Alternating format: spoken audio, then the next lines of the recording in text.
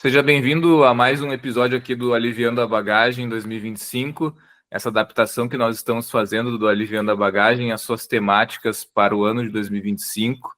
O Aliviando a Bagagem, para quem não sabe, é um livro do Max Lucado, e é um livro que também se tornou série de pregações, séries de conferências, enfim, e também um projeto em que eu realizei no ano de 2018, lá na Ubra, em que nós nos reunimos para procurar colocar diante de Deus as nossas bagagens, as nossas inseguranças, incertezas, desânimos, todas as coisas que são pesadas, que nos pesam na nossa alma, no nosso ser.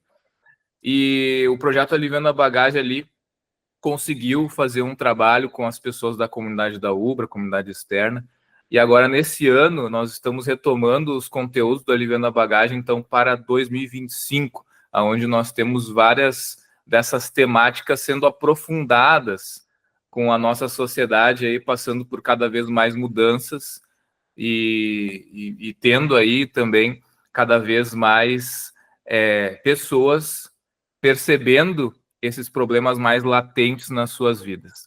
E hoje nós vamos falar sobre um tema interessantíssimo, que é sobre o dinheiro, né? Precisamos mesmo correr atrás de dinheiro, né? Como aliviar esse peso em 2025. E eu trouxe aqui hoje um convidado super especial, o Erlan Tostes, né? Ele que é teólogo, ele já participou conosco aqui do Vida de Teólogo, inclusive, né, contando um pouco da sua trajetória. E o Erlan hoje ele vai falar com a gente sobre esse assunto. Erlan, seja muito bem-vindo aqui ao Aliviando a Bagagem 2025. Muito obrigado, Marlon. Olá para você que nos assiste. Eu sou Erlan Tostes, teólogo, professor, sou autor do livro Onde Está Deus na Cultura Pop. Eu sirvo aqui em Brasília, na Igreja Batista Alicerce. Sou pai da Ágata, esposo da Priscila e um discípulo de Jesus, tentando viver aí sem correr atrás de nada. É isso aí. E entrando aqui propriamente no nosso tema, nós vivemos em uma cultura que valoriza muito a produtividade, o lucro, o acúmulo também, por vezes, né, o sucesso financeiro, mas até onde isso faz bem para a gente, né, faz bem para a nossa alma. E se a gente estiver carregando aí um peso que nós não fomos feitos para suportar, né, a gente vive correndo e muitas vezes correndo também atrás de dinheiro, né? E aí eu queria perguntar para o Erlan, né? Você acha que o peso financeiro se tornou um dos principais motivos da ansiedade das pessoas no nosso tempo? Essa é uma boa pergunta. A gente precisa fazer uma leitura do mundo como ele está hoje. A gente vive num mundo acelerado, a gente vive num mundo onde tudo tem que ser rápido, a reunião é de 15 minutos, o café é 2 minutinhos, resultado imediato, o áudio do WhatsApp a gente ouve no 2x, tem gente que assiste filme e série acelerado também, vídeo do YouTube acelerado, às vezes esse podcast aqui as pessoas já colocaram no Spotify no 2x, no YouTube já colocou no 2x, enfim, mas só que nossa alma não foi criada para ser assim. A gente vive parâmetros que ignoram a criação com um fim no descanso, com um fim no prazer, na contemplação do que existe no mundo. E é isso aí, dinheiro hoje em dia virou essa régua, né? Quem ganha mais vale mais, quem produz mais é mais admirado. Isso tem um peso, então as pessoas correm, as pessoas vivem com essa pressa financeira, essa ansiedade por produtividade, é um medo de não ser o suficiente, não ter o suficiente. Enfim, a escritura nos ensina outra coisa, né? Que a gente precisava valorizar o tempo de correr, mas também tem o tempo de parar. A criação não foi feita num clique. A criação foi feita em 6 dias, né? E o Deus Todo-Poderoso que poderia ter resolvido tudo, cria tudo aí. Não, de repente ele foi criando paulatinamente, pausadamente. E no final Deus descansa. Então, assim, a gente precisa aprender um pouco mais que a provisão não está no dinheiro, a provisão está no Criador, nem é do dinheiro, porque teoricamente Deus não falou haja dinheiro, né? Mas no nosso Criador, tá em Deus. O mundo não depende do que a gente faz para girar. Deus já colocou o mundo para girar e não depende tanto de nós. Então, assim, essa ansiedade é um sintoma do mundo em que vivemos, ansiedade da falta que sentimos de Deus, ansiedade é esse desespero por não enxergar que já existe uma mão que nos sustenta. Uhum. Eu acredito assim que nós precisamos voltar, né, a nos reconectar com o nosso eu criaturas, né?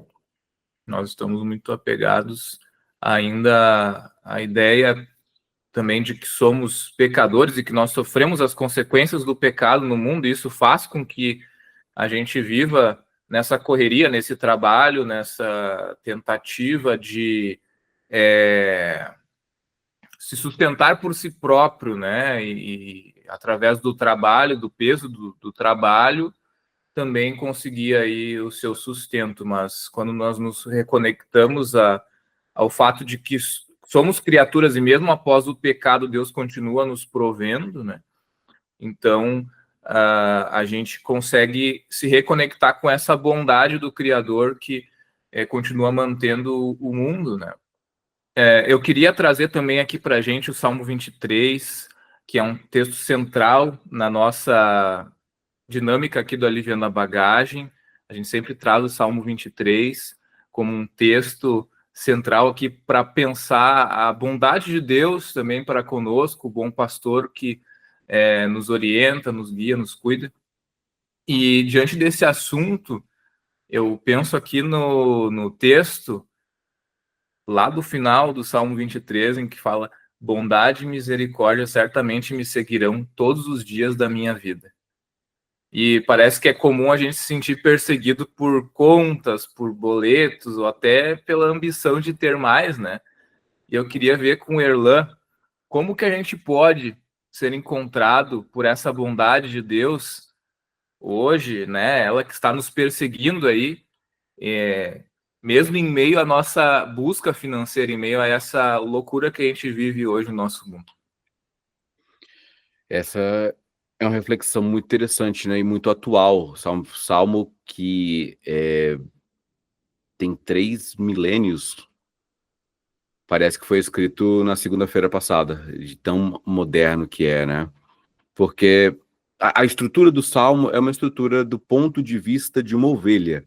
É uma ovelha que diz que Deus é o pastor, por isso nada faltará, e ele me faz deitar num pasto verde, ele me leva para beber água num riacho tranquilo, ele cuida da minha alma, ele refrigera, ele me leva pelas veredas da justiça, por amor do seu nome. E se essa ovelha passa por um vale de sombra e de morte, ela não tem por que temer, porque Deus está com ela. O pastor está lá guiando, a vara e o cajado está lá livrando ela dos espinhos, do mal. E aí ele, de repente, muda a tônica do Salmo. Ele deixa de falar da perspectiva de uma ovelha. Ele, do nada, volta a ser Davi. E ele fala: preparas uma mesa perante mim na presença dos meus inimigos, unges minha cabeça com óleo, meu cálice transborda. E aí chega nesse verso 6, falando da bondade e da misericórdia que seguem todos os dias da vida, e ele habita na casa do Senhor por longos dias. Davi sabe do que ele está falando porque ele era pastor de ovelhas. Ele viu o vale da sombra da morte, ele viu veredas, ele viu águas tranquilas, verdes pastos, mas também viu pastos secos, viu águas agitadas, ele viu...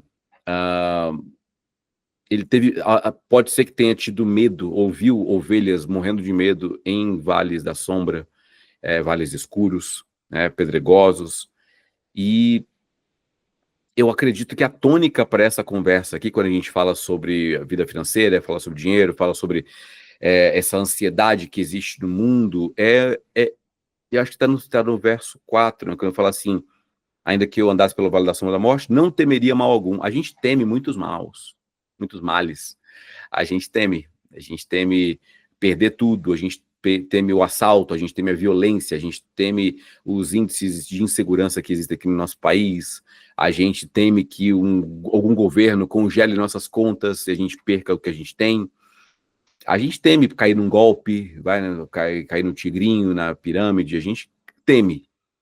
E por temer, tomamos decisões erradas, né? A gente despreza o próximo, a gente age de forma individualista, e a gente esquece, por esse temor, que a vara e o cajado do nosso pastor nos consolam, que ele caminha conosco, tu estás comigo, a gente esquece quem está com a gente. Sabe, não tem aquela frase, diga-me com quem andas e eu direi quem tu és? Se eu ando com o pastor, com o bom pastor, eu sou o quê? Eu sou ovelha. Agora, se eu ando por conta própria, eu sou um lobo solitário. E lobo não é bem visto na Bíblia, né? Lobo é sinônimo de falso mestre nas Escrituras. É quem se opõe. Lá em João 10, o bom pastor, ele opõe o lobo, né? Que é aquele que entra pela janela, aquele que vem para matar, roubar, destruir. No fim das contas, a bondade e a misericórdia, ela nos persegue. Apesar desse mundo que a gente vive ser acelerado, apesar da gente estar o tempo todo correndo, encontrar as pessoas e falar, e aí, como é que você tá, cara? Tô na correria. Apesar disso, a bondade e a misericórdia são mais rápidas que a nossa própria correria e nos alcançam. Nos seguem todos os dias da nossa vida, para que a gente possa habitar na casa do Senhor.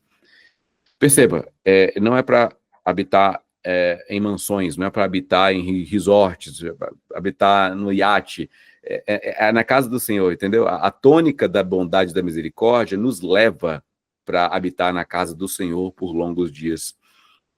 Porque lá a traça e ferrugem não consome o tesouro. No nosso mundo, a gente pode perder, enfim, dinheiro é só mais uma coisa perecível deste mundo. Agora tem certos tesouros que são incorruptíveis. E é para lá que a bondade e a misericórdia que nos seguem também nos levam. Uhum. Muito bem. Com certeza, Davi ele foi muito inspirado pelo Espírito Santo ao escrever o Salmo 23, tanto que ele é um texto que faz vários paralelos, né, com João 10, inclusive, que tu citaste. E nós precisamos reencontrar realmente essa bondade que nos persegue, para que nós venhamos a não temer, né? Não conseguirmos o sustento esperado para nossa casa ou o pagamento das nossas contas. Hoje em dia, há muitas pessoas também endividadas, e eu percebo que também muitas vezes se fala sobre dívidas em alguns contextos cristãos evangélicos muito mais no aspecto da lei, né?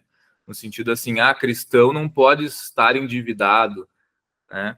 E como é que a gente reencontra o evangelho presente nisso, né?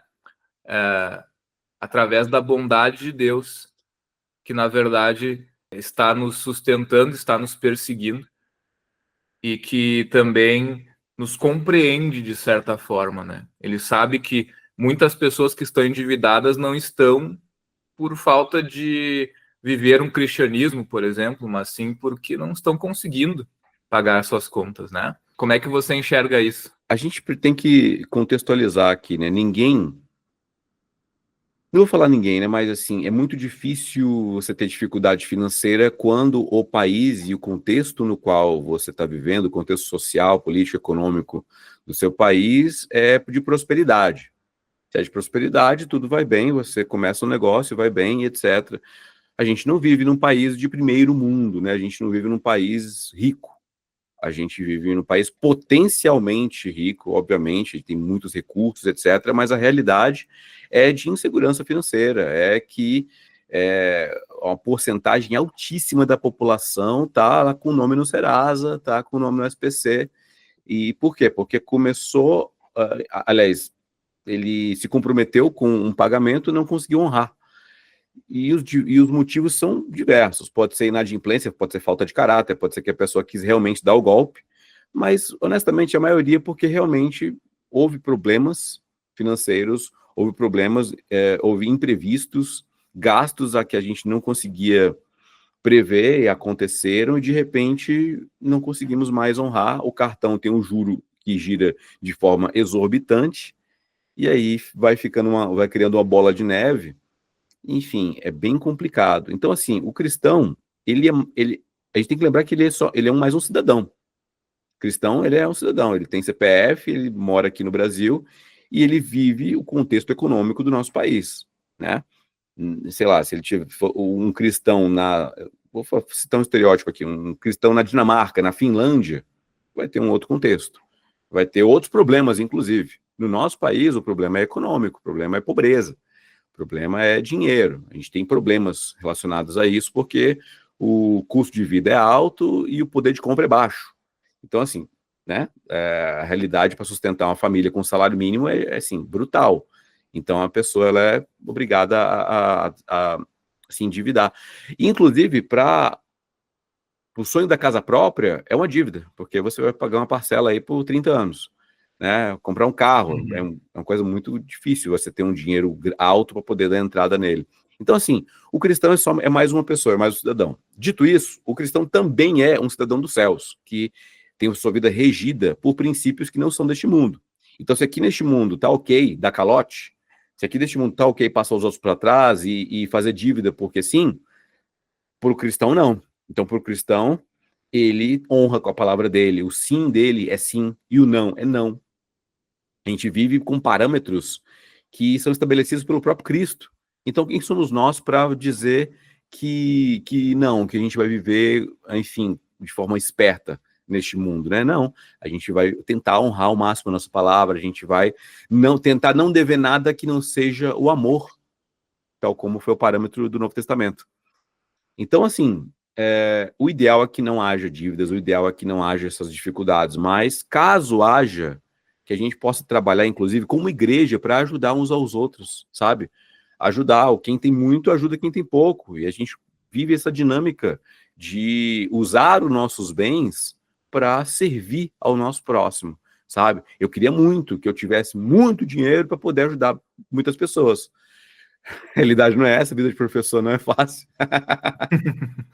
Mas a gente tenta não se contaminar com esse mundo e viver de acordo com os parâmetros do reino de Deus. Uhum. Muito bem. Uma visão equilibrada, né?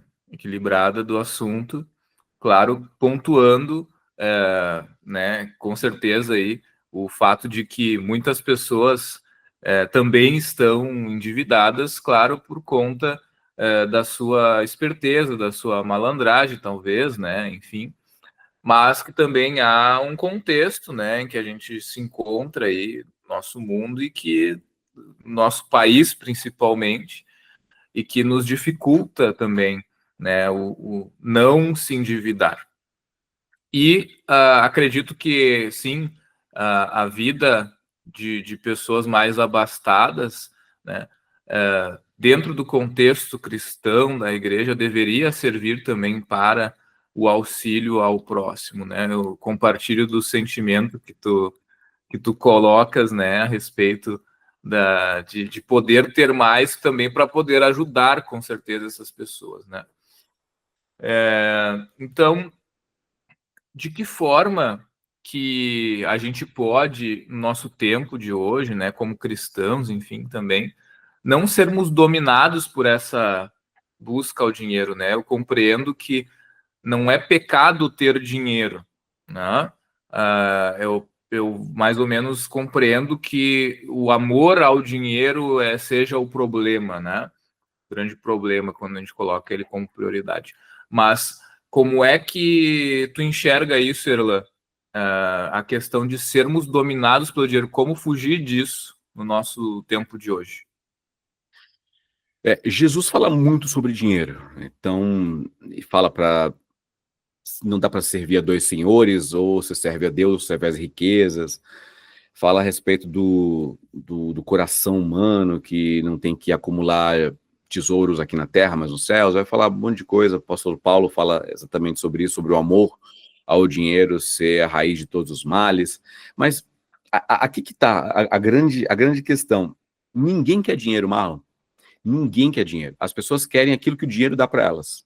As pessoas querem segurança, conforto, status. As pessoas querem liberdade, estabilidade, moradia, alimentação, saúde. Dinheiro é a forma que as pessoas encontram para adquirir isso. Porque se as pessoas quisessem dinheiro, quando tivessem necessidade, elas não entregavam o dinheiro. Elas ficavam com o dinheiro e poderiam ter mais coisas, né?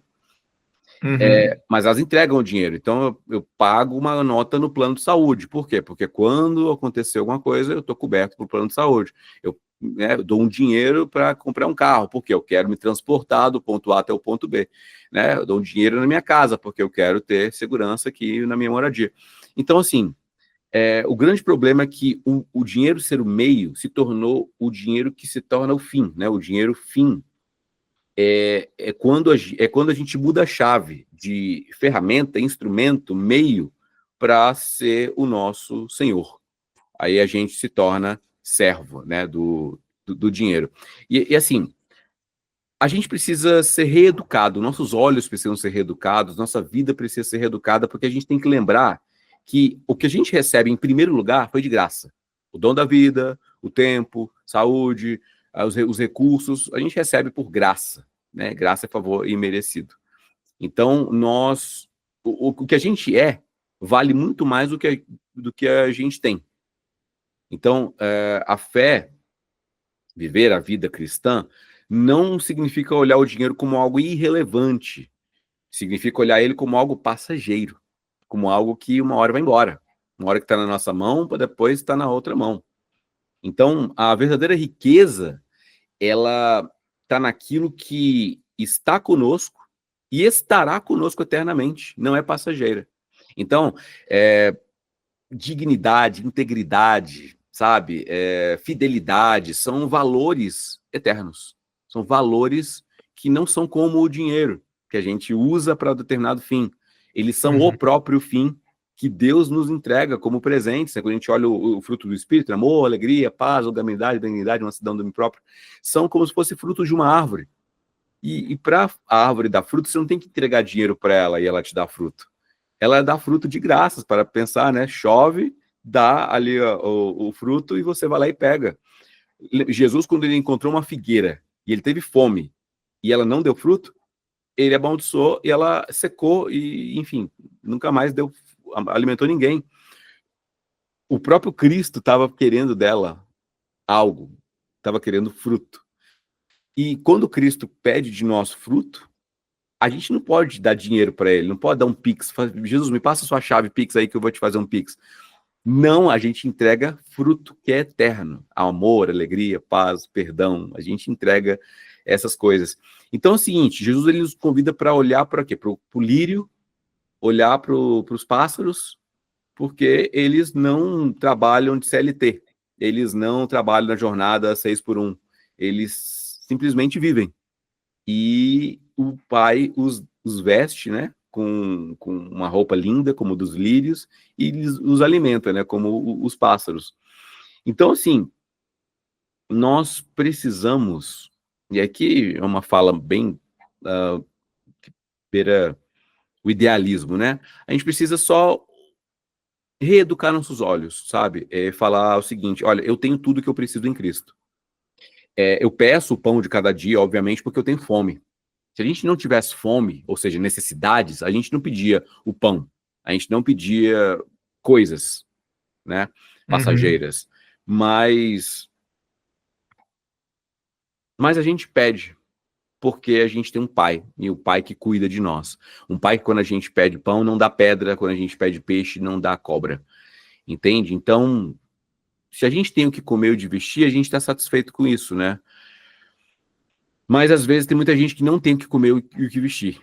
E a gente pode, de novo, pegar essa responsabilidade para si e oferecer comida, oferecer dignidade, oferecer amor para quem não tem. E a gente pode usar o dinheiro, que é passageiro, para plantar na vida de pessoas que hoje estão com necessidades, sabe?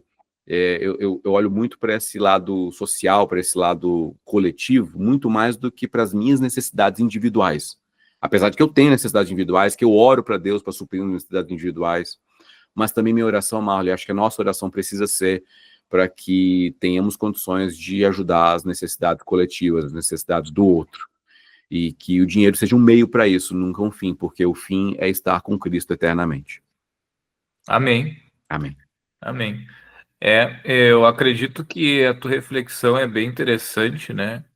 Que nos faz pensar sobre essa importância do auxílio mesmo, né? Dentro do contexto do nosso mundo e o quanto que isso facilitaria, talvez nós nem estaríamos conversando sobre isso se houvesse mais essa mentalidade, né? De auxílio,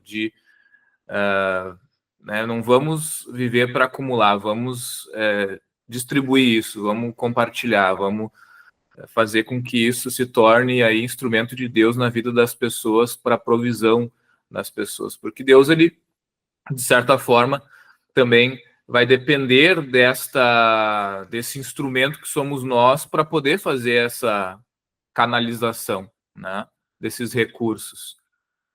Então, eu acho que a gente está chegando aqui num ponto bem interessante da nossa conversa, né? A gente não está refletindo sobre esse assunto apenas sobre um aspecto moral, né? Mas, assim, sobre o aspecto humano mesmo, né? Compreendendo aqui a situação de cada um, a situação do nosso mundo, das pessoas, e tentando entender esse tema complexo, né? Não é um tema simples, né? Esse do dinheiro. Porque também a gente vive de uma lógica meritocrática no nosso mundo também, né? Poxa, mas eu conquistei, eu tenho tanto de dinheiro, né? Por que eu tenho que ficar distribuindo, tá dando para os outros? Também existe essa mentalidade, né? Mesmo dentro da igreja, né? Então, assim, Sim. como é que a gente pode vencer também essa lógica do mérito? Essa lógica tão, né? A gente vive no reino da graça. Será que nós não estamos, às vezes, muito permeados dessa lógica do mérito? Tipo, é o meu dinheiro, né? Eu conquistei, é o meu trabalho. Marlon, isso é um sintoma, né? Essa lógica meritocrática, individualista, ela está, de novo, entranhada na nossa cultura. Então é o seguinte, a gente precisa viver uma vida onde a gente se prova a cada dia para permanecer no mercado de trabalho, para permanecer como pessoas que têm valor. Enfim, a grande questão é que não é só um desejo, né? A gente tem que mudar o discurso, mudar o nosso discurso, sabe? Muita gente quer mudar o mundo, mas precisa entender que antes tem que mudar a si mesmo, tá? Então, onde na minha vida eu ajo de forma meritocrática, sabe? Outro dia eu tinha uma pessoa que estava conversando comigo e ela foi visitar uma outra pessoa e ela chegou lá e viu que a pessoa estava com câncer, estava terminal e etc. E a pessoa começou a pensar, nossa, mas essa pessoa aqui, ela é de oração, é uma pessoa que ora muito, é uma pessoa que tem uma vida muito regrada, uma vida pautada nos princípios de Deus e etc. Como é que isso está acontecendo na vida dela? Veja, essa mesma pergunta é meritocrática, porque ela leva em consideração o seguinte, se a pessoa ela tem uma vida com Deus, uma vida de oração, uma vida piedosa, portanto, ela vai alcançar bênçãos e não doenças terminais. A lógica já é meritocrática aí, sabe? Os amigos de Jó olham para a vida toda destruída de Jó e já chegam à conclusão que ele tem que ter feito alguma coisa, porque é uma lógica retributiva. Eu faço e eu recebo, entendeu? Então, se ele recebeu o mal, tem que ter feito o mal. E não é assim. Não é assim. Então é o seguinte, a meritocracia estabelece você faz e você recebe, né? Lembrando sempre que meritocracia não é esforçocracia, né? Meritocracia é mérito. Mérito é um tipo de valor é subjetivo. O outro que estabelece o seu valor. Né? O esforço, não. O esforço você vai lá e faz. Você pode trabalhar 20 horas por dia, mas se isso não agrega valor e outras pessoas não reconhecem, não gerou mérito. Tá? O mérito depende da avaliação do outro. Então, na meritocracia é a religião do desempenho. Você faz para ser reconhecido. Você tem glórias reconhecidas pelas pessoas. Certo? A bênção depende do seu mérito. Então, é claro, como se fosse uma salvação pelas suas próprias ações. Mas vivemos, de novo, na religião da graça, né? O evangelho fala graça. Então você não merece. Pela graça sois salvos, mediante a fé, e isso não vem de vós. Ou seja, não tem mérito nenhum envolvido nisso. Porque quem recebe o mérito é Cristo. Ele que fez algo, o seu sacrifício, que o tornou digno, né? Digno é o cordeiro que foi morto desde a fundação do mundo. Então, a dignidade dele torna-o apto para abrir os selos lá no Apocalipse. Então, assim, ele é o cordeiro que aparece lá sangrando. Então é o seguinte, nós somos órfãos e fomos adotados pelo Pai. E agora temos uma herança de vida eterna, uma herança de bênção, né? Beleza. Só que a lógica meritocrática é a do filho pródigo, que ele fala o seguinte, olha, é o seguinte, já que eu tenho herança, dá para mim, eu vou viver como eu quero. O grande erro do filho pródigo é entender que era um direito que ele tinha para gozar e não era pautado no caráter do pai dele. Ele quis moldar um próprio caráter para estabelecer como ele gastaria os recursos, entendeu? Sendo que quando ele volta, o pai faz uma festa e chama todo mundo, sabe? Não fez uma festa só, não deu um presente. Claro, colocou um anel, colocou novas roupas no filho, mas fez um banquete para todo mundo, inclusive para o outro filho que nem estava na história. Ele que fica bravo, inclusive, sabe? Então parece que a graça nos alcança para que possamos usufruí-la com nossos irmãos, de maneira coletiva. Então, essa lógica meritocrática é a seguinte, a gente vence ela pregando a cruz, falando o seguinte, eu não me basto, não é o meu esforço, não é a minha capacidade, não é tudo que eu estudo, não é o dinheiro que eu tenho, não é, eu não me basto. Se eu não me basto, o dinheiro que está no meu bolso também não me basta. Posso estar com bilhões, trilhões na minha conta, não me basta. Por quê? Eu não me basto, porque eu fui comprado não com dinheiro, mas com sangue. Tá? Em segundo lugar, a gente pratica comunhão.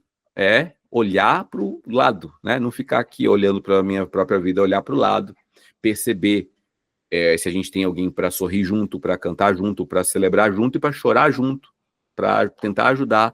A gente não pode negligenciar as faltas dos nossos irmãos, sabe? Quando Deus perguntou para Caim, cadê Abel? Caim falou, eu lá sou o vigia do meu irmão? O que eu tenho a ver com isso? Às vezes a gente repete a postura de Caim. O que eu tenho a ver? Ah, o fulano ali está com problema financeiro, não está conseguindo pagar uma conta de água. O que eu tenho a ver com isso? O que eu tenho? Infelizmente, não. As pessoas estão equivocadas. A gente tem a ver, sim. A gente ama as pessoas. A gente pode usar o nosso recurso para abençoar essas pessoas. A gente participa de uma mesma mesa, sabe? A gente senta numa mesma mesa. E a gente não comprou o ingresso para estar lá. Todo mundo, do pobre ao rico, foi comprado para estar nessa mesma mesa do Evangelho. E acho que o mundo exige que a gente prove o nosso valor constantemente. Mas o nosso valor já foi provado na cruz, por Jesus. Ele me amou, sendo eu quem sou, com dinheiro, sem dinheiro, com dívida, sem dívida. No fim das contas, eu acho que precisamos mudar a forma como enxergamos a nós mesmos, ao nosso próximo e, consequentemente, a graça divina. Muito bem, muito bem. E agora, encerrando aqui o nosso assunto de hoje, né? Muita gente que está nos assistindo hoje, certamente sente esse peso, né, do financeiro, ou talvez sente o peso aqui de ter muito e não saber o que fazer, ou talvez sente o peso de pensar, poxa, mas eu estou sendo contrariado por essa lógica que eles estão me apresentando aqui, porque eu sou uma dessas pessoas que pensava dessa forma, ou que pensa dessa forma, né? O dinheiro é meu, o que eu faço com isso, né?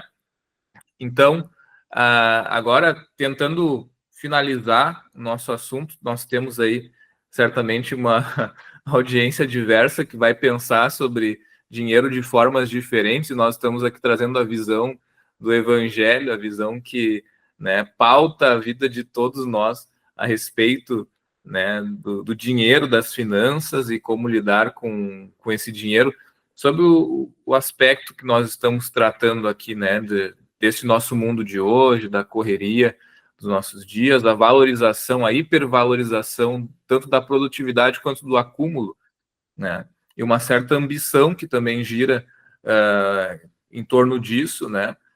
E até uma possível ganância, que daí já seria um sentimento de ambição no sentido mais negativo mesmo, né? Em que eu rompo com os meus valores para poder ter mais também, né? E conquistar mais. E trazendo aqui para o nosso Salmo 23 novamente, né? E para a palavra de Deus como um todo, que palavra de encorajamento que você traz para as pessoas que estão nos acompanhando hoje, né? Para elas poderem aí terem uma vida mais saudável em relação a isso, né? Conseguirem se desvencilhar de certas amarras sobre esse assunto e aliviar a sua bagagem em relação ao dinheiro hoje. Legal, Marlon. Deixa eu começar falando sobre essa indagação que alguém pode fazer, né? O dinheiro é meu. Não, não é. A gente está falando do Salmo 23, mas se a gente pular, virar uma página e chegar no Salmo 24, o primeiro verso é: do Senhor é a terra e tudo que nela existe. Tudo que existe, tudo é de Deus. O jardim não era de Adão. A terra de Israel não era do povo. O jardim era de Deus, a terra é de Deus, tudo é de Deus. A gente administra algo que não nos pertence. Por isso que a parábola de Jesus nos chama de mordomos, dispenseiros, pessoas que cuidam do que não é nosso. Então Deus criou tudo: ouro, prata, tempo, conceito de trabalho e a terra. Deus criou tudo e nos entregou para cuidar. E Deus criou, sabe o que também? Os seres humanos. E os seres humanos estão aqui para que um cuide do outro. Como? Com tempo, com sabedoria, com conselhos, com dinheiro, com trabalho, com recursos, com meios. Às vezes só, sabe, a melhor coisa que os amigos de Jó fizeram é ficar uma semana calado, sentado do lado dele. Tempo, sabe? Eles se importaram para ficar ali no momento de tragédia. A gente se importa, tem que se importar uns com os outros. Aí alguém fala: mas eu que trabalhei, eu que fui lá e meu esforço, meu estudo, eu consegui. Tudo bem, mas quem te deu fôlego? Quem te deu saúde? Quem te deu inteligência, oportunidade? Quem abriu portas? Quem te deu ambiente? Quem te deu recursos? Né? É do Senhor que a gente tem condições de correr atrás do dinheiro, dos recursos, das riquezas, etc. Então, assim, onde está o teu tesouro, lá vai estar o teu coração. Palavras de Jesus. Então, se o nosso tesouro está na conta bancária, nas ações, nos fundos de investimento, o coração vai estar lá. Mas se a gente enxerga esses como meios para cuidar do verdadeiro tesouro, para cuidar daqueles que, quando Jesus fala, né, tive fome, me deste de comer, tive sede, me deste de beber, tive preso, foste me visitar, tive frio, me deste de vestir, né? Quando a gente fez isso? Quando a gente fez para os necessitados. Então, assim, o dinheiro, infelizmente, disputa um trono que deveria ser só de Deus na nossa vida, entendeu?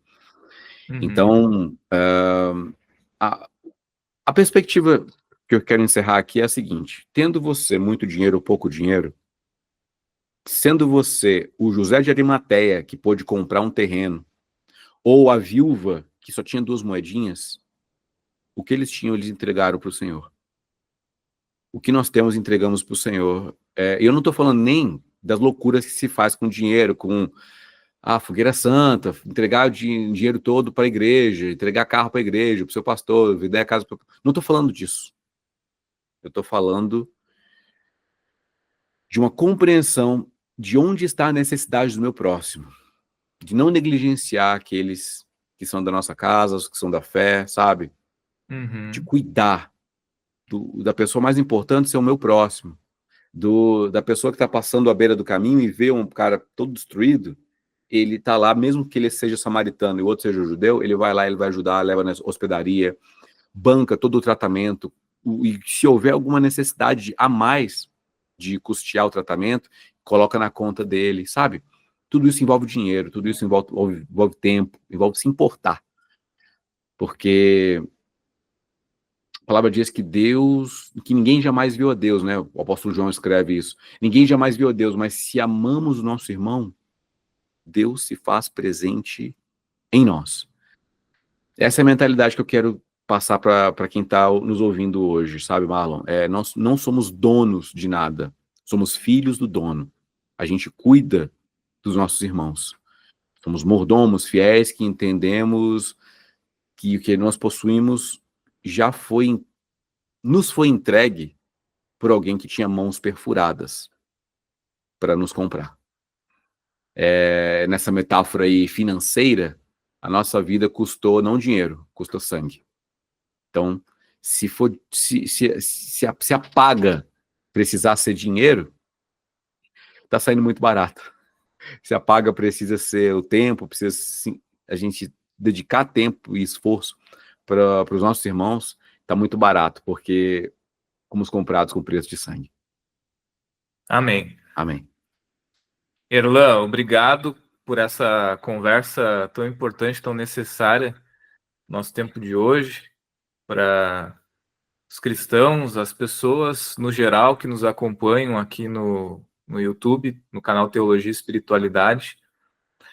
E se você que nos assiste está sobrecarregado também, correndo atrás de dinheiro, perdendo a paz, talvez, né, seja hora de escutar novamente o conselho do bom pastor, o convite desse bom pastor que nos faz repousar, né? E lá no Salmo 23 também nos diz que a sua bondade e misericórdia certamente nos seguirão todos os dias da nossa vida.